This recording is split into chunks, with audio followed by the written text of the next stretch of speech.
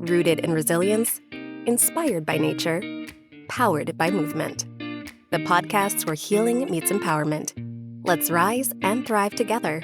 And now, here are your hosts, Scott and Melissa.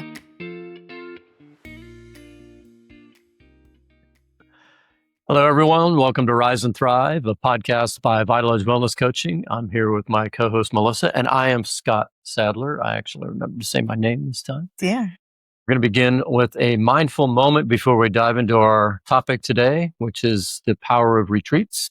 And I'll turn it over to Melissa to help us ground. So I'm going to teach a foundational piece a little bit here, and I want you to just explore it. And I'd love to have you continue to play with this whenever you're doing anything, scrolling on your phone or going for a walk or doing some paperwork or charting as I practice.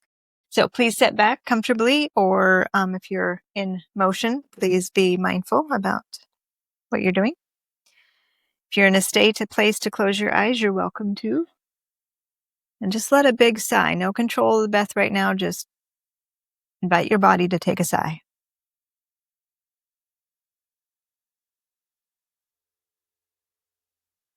And when that sigh comes out, relax your jaw and your tongue and your shoulder.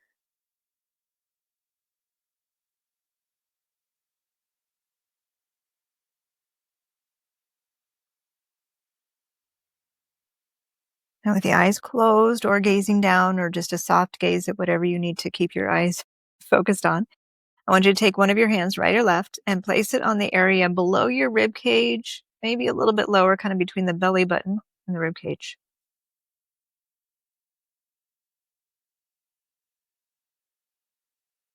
Then I want you to take your other hand and place it on your chest.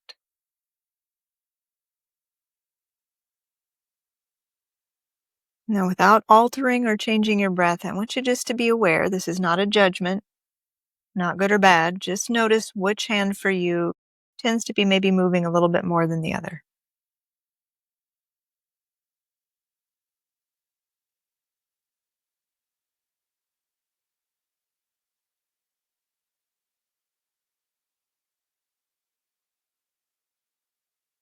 And this can change for all of us throughout the day, and it does change throughout the day. So if you notice the hand on the chest moving a little bit more, that might give you a signal here that you're in a little bit more of a stressed state, a little fight or flight, or also in a habit pattern with your breath. If you notice the hand underneath the rib cage move a bit more or less, that is your diaphragmatic breath. So what I'm going to invite you now to do is just let the hand on the chest go down and meet the hand on the belly. And as you inhale, doesn't have to be a long, deep breath, but I want you to inhale down. And then as you exhale, feel the exhale come up.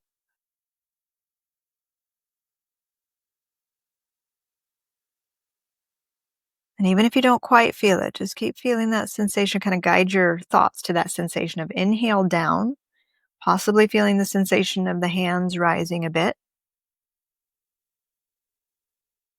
And then as you exhale, feeling that same sensation in that area, but coming up into the ribs. And if possible, let this be in and out through your nose.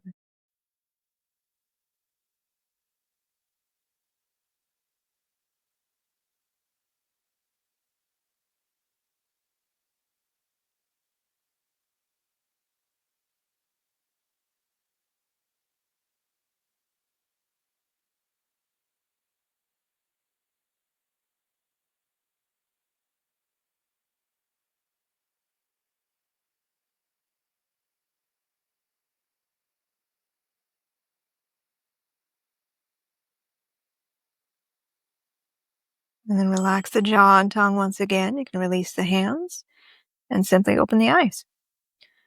So in that few moments, we just shifted or supported your body into coming into more of a diaphragmatic breath, more of a relaxed, open state. So that idea of that inhaling down is stretching that diaphragm, which we need to get that sucker mobile. And then the exhale, feeling it kind of parachute. I think about the elementary school, the parachute games. Did you ever play that? Yeah, I loved it. Right? So think about when you inhale, that parachute is sucking down like this in your ribs. And then when you exhale, that parachute is coming up. And many of us with this short compressed or the fight or flight, if you took a breath and this happened, that's a stress state. And that's, we always say, oh, take a deep breath. And sometimes we could be causing ourselves more stress. So we want to come into that parachute and help that. It is a muscle. It needs to move and it gets often stuck. So I want to offer in our session today to play with that, to explore that in your day-to-day moments. And there we go. Yeah, it was great. It was a mini retreat. Yeah. And I thought our theme today is retreat, a discussion. So that was a great way to start. Yeah. It's one couple breaths and that's your retreat. Doesn't need to be long. Melissa was kind enough to make us tea in these gigantic cups that she likes. Well, these are special cups because the dear friends made them. Some of you that watch this might recognize the coloring. Oh, yeah. Mm-hmm. Mine says Mom's Meditation Moment. And mine says Lance's Big Boy Cup. Lance was a cat. That was a dear cat we had that sadly he passed at age 3 from congestive heart failure. But he was the best long-haired Persian that would go to yoga classes. I would take him to yoga and he did the best Shavasana. But he wanted to drink out of everybody's cup. So we finally got him his own. And now I'm drinking out of a cat's cup. Now it's in the cupboard. It's news to me. I like the mugs. Yeah. I like this size. They're so tiny. All right. It's 2 sips and it's gone for me. Anyhow, we're talking about this is our pre-show conversation. We just decided to include it. That's right.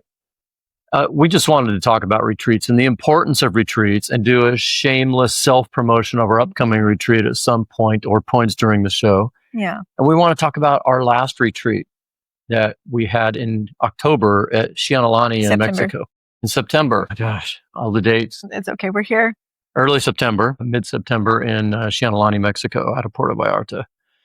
The retreat concept wasn't anything that I focused on until pretty much later in my career. And I discovered it because I was just burnt out and I didn't know how to recover. Oh, you mean going for yourself? Going for myself, what the importance of them was, why they existed. It just never even occurred to me. Yeah. I was running my own business, I'd come out of the restaurant business and there's no retreat from the restaurant business, and coming into my own business, there wasn't a lot of retreat then. Highly labor intensive and always on kind of situation.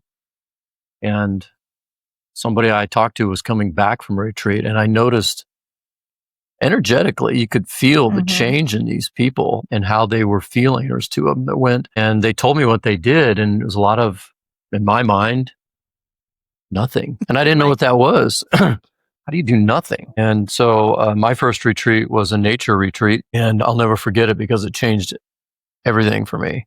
And as a Libra, the scales, I need to be balanced. And I was way out of balance at that time in my life, in my 30s and, my early 30s, and realized how important it was to get away and turn it off. And back then we didn't have as many electronics as we have today. So we'll talk a little more about that. What was your first experience with understanding the power of retreat? Well, it's interesting. So I come at it from a little bit different angle. I've been a teacher for a long time. And just to kind of give you some frame of reference, like when I was teaching at the university, next term was coming and the director of the department would say, oh, here's these classes, teach them. And I'm like, all right, here we go. And so as a teacher, you're often teaching and doing before you even, it's like getting familiar with the content and, putting it together. And so what was interesting is I started teaching yoga, doing yoga, and that's plus my other topics I would teach. There was other preps that I had in the health education realm that I literally started providing retreats. I guess when you start to say my first exposure to retreats was giving them. There was a calling to me when I continued my path in teaching, and one of the components and one of the areas of teaching, of course, is the mind-body yoga and mindfulness. And I would teach classes, and then I was inspired of like, if I can help people get into this state for an hour and 15 minutes, what if I had them for a couple days or extended hours of time? So it led me from teaching individually, teaching class, teaching courses, over a term, I'd have different courses and stuff, to be like, I'm going to start with exposing people to have 3 to 4 hours. So nothing overwhelming to start, to expose them to getting quiet, to expose them to what it's like to have that space, that retreat.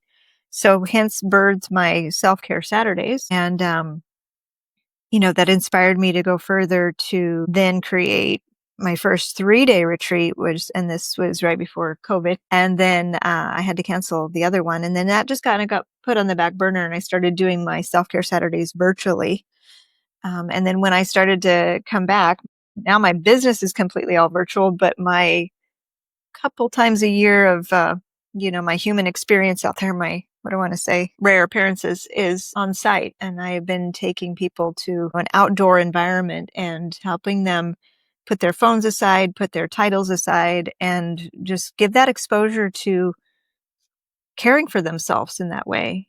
And what's really cool is when you have that container for people, at first it's scary, it's uncomfortable. I still have one individual that says, I love that you told me that I'm going to get bored. And I got bored, and it gives you space to get bored, and that's okay. And there's a lot that, anyways, that went in, but that birthed people to crave. And I've got a pretty strong following of people now that consistently show up for that as a little reboot. And then it leads to wanting more and more. And it's not because you're going to go do all these fancy retreats. It's really a way of caring for yourself. Like you said, you expose yourself to and then of course, along the way, I went and experienced for myself with my teachers. And one of my major ones for me, pivotal one for me, was a 7-day silent retreat. And that was life-changing. So lots to share about that, but that's how I started teaching it before. Yeah. I started providing it before I even really, steeped completely in it. So I think my very first experience in retreats, as I'm talking about this, is my retreats into nature, my solo backpacking trips. I've done almost all of Oregon's Pacific Crest Trail, and one of those trips was 15 days by myself with my dog, and that was life-changing. And at the time, I didn't consider it a retreat. I didn't, the term retreat, right. but it's exactly what it was, because I was living in the cycle of nature, getting up at sunrise, going to bed at sundown, moving, eating, doing all the things in the rhythm of nature without any outside influences.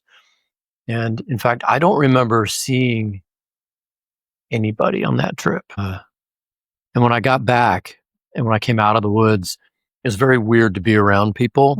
When I was waiting for my ride to pick me up, I was in the Columbia River Gorge, and it was just really strange. But that was my first real kind of understanding of the reset, how I felt. Mm-hmm. But I didn't have the knowledge yet to kind of know I needed it. Mm-hmm. I just was doing it for the joy of being outdoors with my Labrador Max. So it was interesting then going into my 30s to recognize there's an actual term to step away, to recharge, called a retreat. To get out of your usual patterns and habits and behaviors. That's right. And stimulus. So, well, and that's what births Vital Edge is. We met and we have our own practices and thriving coaching practices and health and nutrition, all that good stuff. And there was something more that we wanted to, again, build that community of support of, you hear the word self-care a lot, and it's not wellness. Yeah. And it's not just massages or do this. It's not the extra that you do to put on top of your schedule. We want to help people and support ourselves included, that this is foundational to you being alive. It's not the extra you get to do if you have extra funds that month or not, or if it's, it's kind of shifting that perspective. And so when we talked about bringing our skills together and our support, retreats came up because of, again, what I shared when I started thinking about it is, what if I could have people for a couple days, to be able to just hold space for them not saying we're not doing anything, but I do want you to have time to get bored, because most of us have so much stimulus coming at us, so much dopamine hits from our phone and all that stuff, that if we set it down, nature's slow. Life is slow. It's not exciting every minute. And so it's the body wants to be with nature, wants to find that rhythm. And so it is, I'm just going to say it is a little uncomfortable. At the same time, when you go on a retreat, you've got the support and the what do I want to say, that Container. holding, that container that lets you know that's okay. And you can start to have a union with your body like no other, because your body is your friend. It wants to talk to you. It's talking to you. It wants you to listen. It wants you to feel the rhythm, just like the trees. You know, you're sharing with me, Scott shared this awesome video of these amazing birds all in flight together. And we know that the trees communicate with the birds and all of this, right? We think we're disconnected from that. We're not part of that, but we are. And so when you can help your body get into that space and be supported and clear out at the moment, your responsibilities and your other tasks, your usual things, you start to reboot in a way that can't be done anywhere else. Well, and that reboot can come back to your busy life and have you look at things differently to make changes that you innately know you need to make but aren't sure how to make. Yeah. And it gives the building blocks and the permission to begin to make those changes. You know, at this particular retreat in Shianalani, we had purposefully created an itinerary that had lots of space in it. We called it you time. Yeah, we called it you time. And we had a lot of conversations around this you time, because the fear or the concern was people are going to pay us a lot of money to have an experience of you time. What is this about?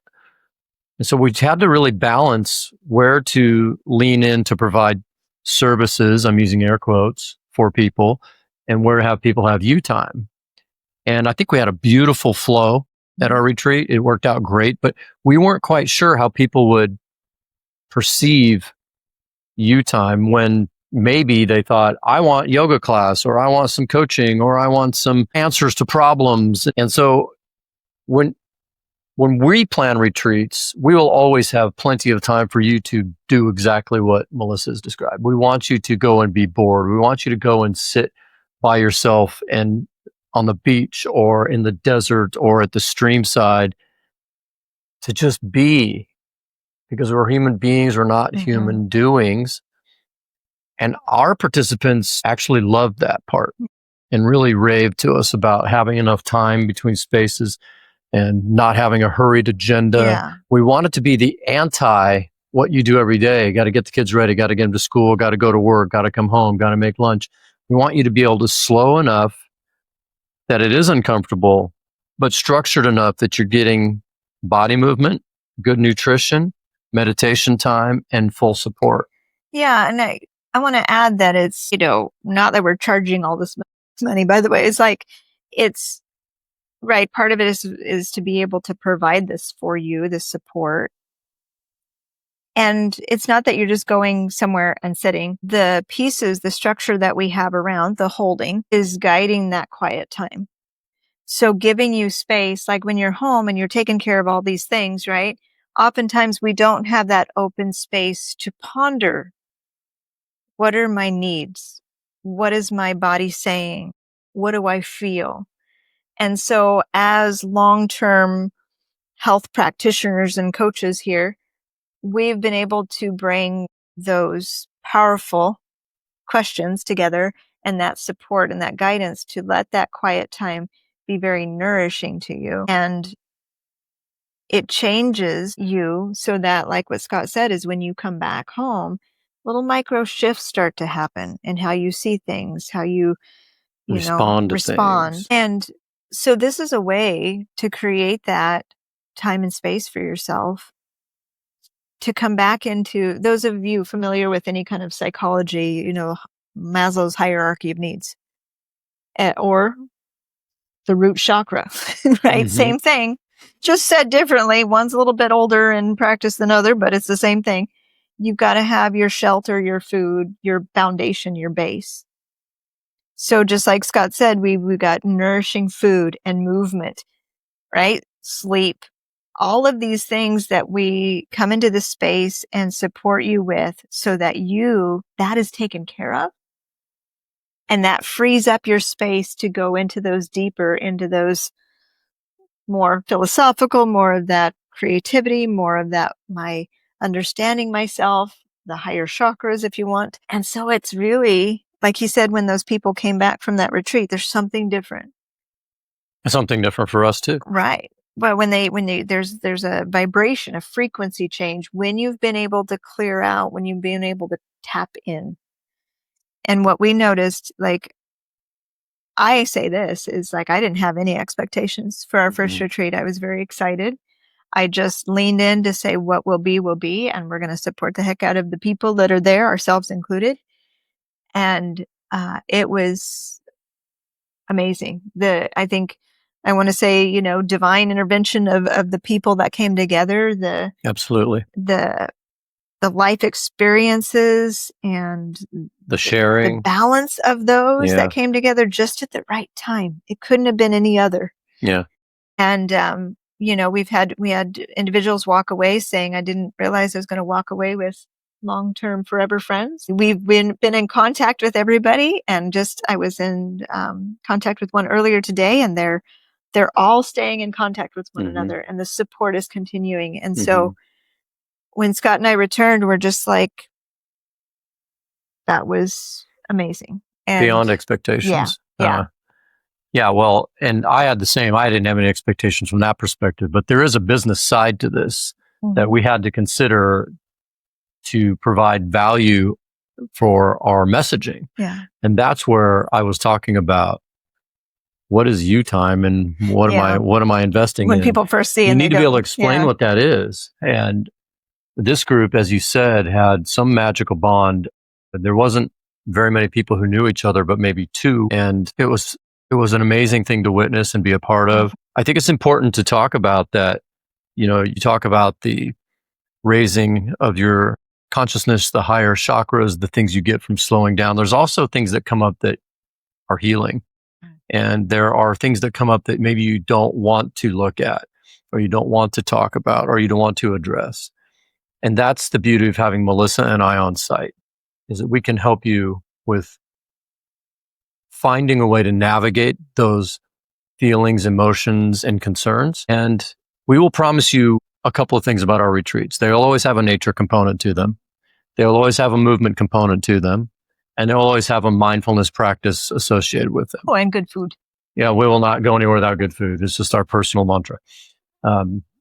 So you'll be fully supported in those ways. Nature does its own healing in its own way. Yeah. And we got to witness that there in the jungle and the ocean of Mexico on that last retreat.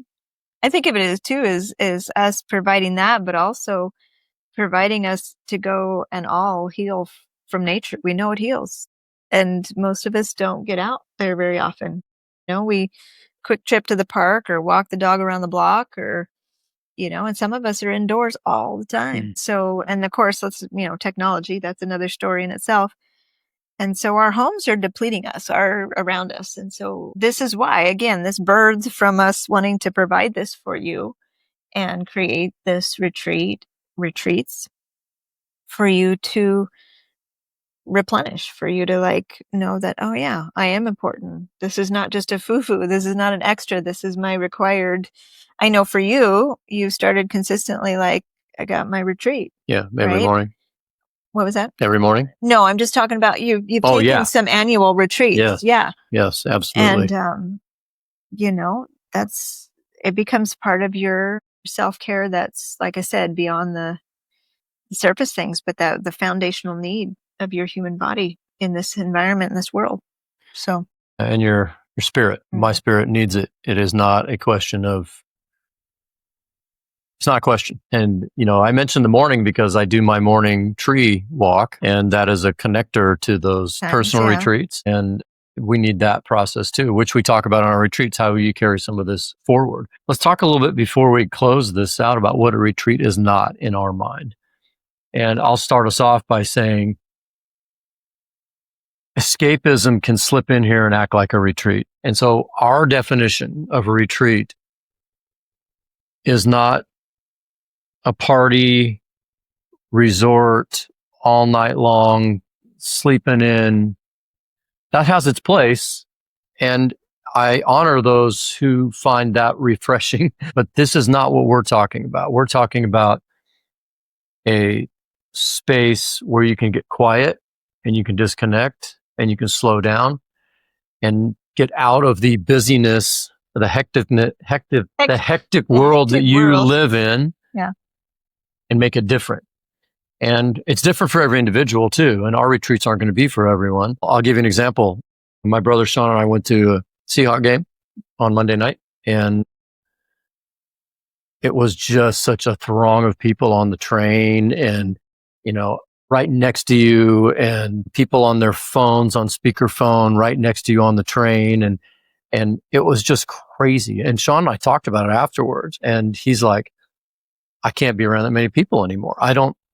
He's around people all day in his business, but not like this. And he said, I just need to have space away from people after that. And that's exactly what our retreats provide. When you're around people all the time and you're busy and you got loud noises, that's not what we're talking about for a retreat. And so consider when you do your personal retreat, what that really means for you. But for us, that's an anti-retreat. Yeah. Thoughts? No, I agree. Yeah. Okay. Enough said. Yeah. No, I just want to, ours are our retreats, just to get to the kind of what do you want to say? Literal details of all inclusive, and meaning like you don't have to have extreme yoga ability. It's not putting you through, it's very adaptable. All levels. I'm trauma informed adaptive yoga therapy so we're using it as medicine. So you don't have to feel like you have to have some type of, level of physical skill or anything like that. And just completely no judgment of you or I, and, completely supportive to be another human on this journey. And we really want to, because sometimes you see those retreats and you're like, oh, it's going to be yoga all day, or it's going to be this, and you're a little overwhelmed by it. What I found when I went on to retreats is like, I didn't like when it was like so many hours here and then 1 hour break and then so many hours, and then 1 hour break. That's a conference. And then I'm just like, I found myself at day 2, 3, like I'm skipping this time. I'm going to go have quiet time. And just like Scott, it's not going to be for everyone. And we're okay with that. We want to support you where you're at.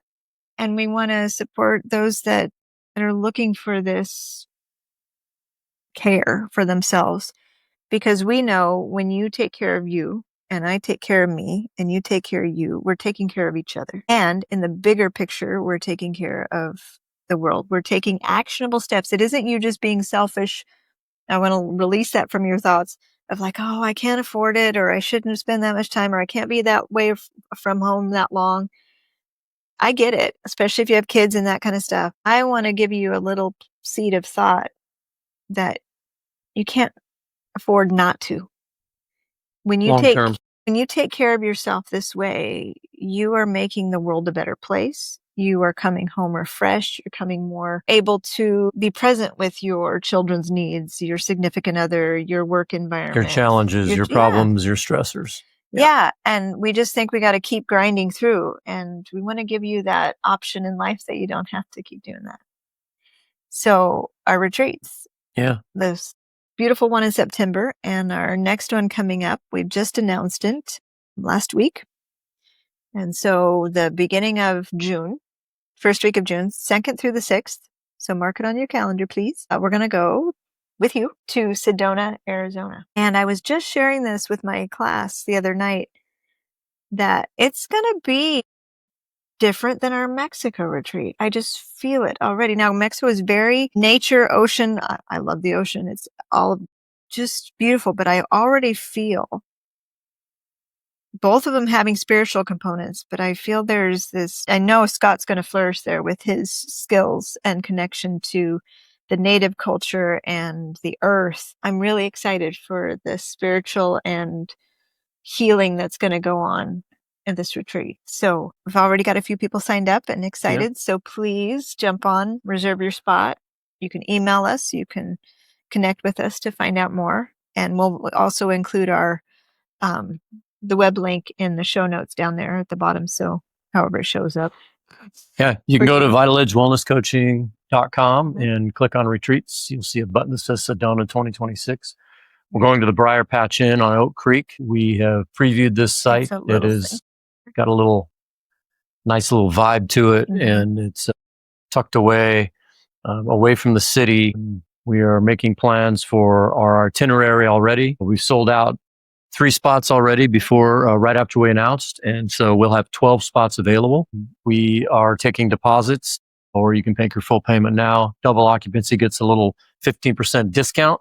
So if you want to bring a friend, do that. And check out the Briar Patch Inn. I think you'll be really impressed. And, we might even do some cooking down there this time. So we're talking about what our... little nutritional therapy going on. Yes, that's right.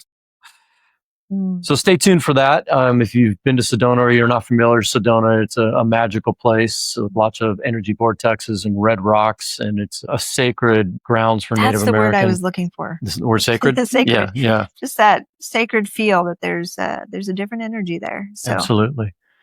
So from sea to desert, and also keep an eye out on our website and also Melissa's website for her self-care Saturdays that are coming up next year. 2026 schedule's almost complete. And, we're in the Valley, Salem, Oregon, and we may be doing an in-between event of some sort. So we'll keep you posted on that. It's in the planning stages or thought stages, not even planning yet. We're just thinking.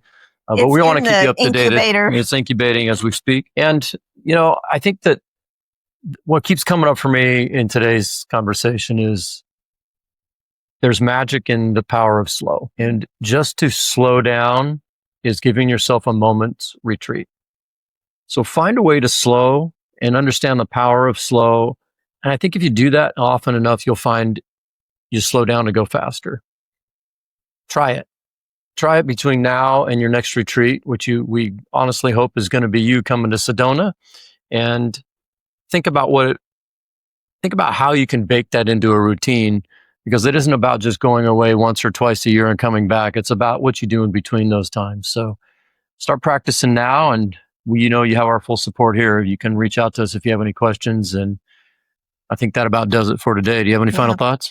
Well, I was just going to say, to slow down, think about the breath. We just did that. Absolutely. Always rooted in the breath. Inhale. You just take one. Breath in nature. And I find that inhale down, exhale up, you feel that. And it's like, it just takes one to help shift.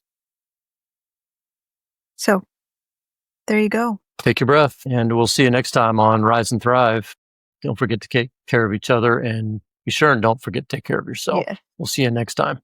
Namaste. Thanks for tuning in to Rise and Thrive, a podcast by Vital Edge Wellness Coaching. If you found this episode meaningful, please rate, review, and share it with someone who might need it.